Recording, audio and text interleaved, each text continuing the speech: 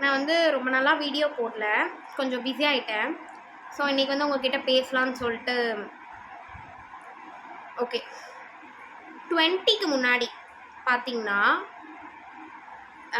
லைஃப்பில் நீங்கள் ரொம்ப ப்ளேஃபுல்லாக இருந்திருப்பீங்க. உங்களுக்கு பெருசாக எதுவும் தெரிஞ்சிருக்காது. அப்போ ஆக்சுவலி என்னன்னே நம்மளுக்கு தெரிஞ்சிருக்காது. நம்ம லைஃப்பை பற்றி என்னன்னு புரிஞ்சிருக்காது. ஏதோ கோ த ஃப்ளோ மாதிரி இருந்திருப்போம். ஆனால் அந்த 20க்கு அப்புறம் பார்த்தீங்கன்னா லைஃப் உங்கள் கூட ப்ளே பண்ண ட்ரை பண்ணும். ஆனால் அப்போது வந்து நீங்கள் ரெடியாக இருக்க மாட்டீங்க. ஸோ அந்த மாதிரி டைமில் தான் என்னென்னா நம்ம ரொம்ப வந்து நம்மளோட டெசிஷனில்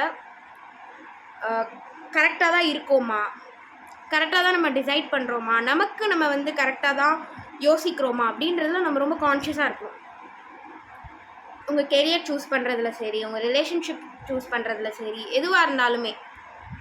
இப்போ நீங்கள் ஒன்று சூஸ் பண்ணிட்டீங்க அப்படின்னா மற்றவங்க சொல்கிறாங்க, ஃபேமிலி சொல்கிறாங்க, ரிலேஷன் சொல்கிறாங்க அப்படின்னு சொல்லிட்டு உங்களை அவங்க ரெக்ரெட் பண்ண வச்சாலும் கூட நான் என் டெசிஷன் கரெக்டாக தான் எடுத்திருக்கேன் அப்படின்றதுல நீங்கள் ரொம்ப வந்து கிளியராக இருக்கணும், யார் என்ன சொன்னாலுமே. ஸோ வந்து இப்போது நமக்கு தோணும், நம்ம ஏதாவது ஒருத்தவங்க நம்மளை சொல்லும் போது, லைக் பேரண்ட்ஸ் வந்து இல்லை நீ தப்பாக எடுத்துட்டேன்னு ஏதாச்சும் சொல்லும் போதோ, இல்லை ரிலேஷன்ஸ் ஏதாவது சொல்லும் போது நம்மளுக்கு தோணும், லைக் ஐயோ நம்ம தப்பாக எடுத்துட்டோமோ, நம்ம கெரியரை நம்ம தப்பாக சூஸ் பண்ணிட்டோமோ அப்படின்னு நம்மளுக்கு தோணும்.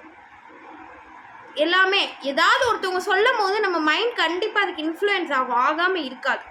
ஆனால் அந்த மாதிரி டைமில் தான் நான் கரெக்டாக தான் எடுத்திருக்கேன். நீங்கள் எடுக்கும் போது உங்களுக்கு பிடிச்சதை தானே எடுத்திருப்பீங்க, பிடிக்காமல் எதுலேயும் நீங்கள் எடுத்துருக்க மாட்டீங்களே. மற்றவங்க சொன்னால் அது மாறக்கூடாது இல்லையா? ஸோ டிசைட் பண்ணுறத யாராச்சும் ஏதாச்சும் சொல்கிறாங்கன்றதுக்காண்டி விட்டு கொடுக்காதீங்க. அது நீங்கள் உங்களே விட்டு கொடுக்குற மாதிரி. So decide wisely and all the best for your future. Bye.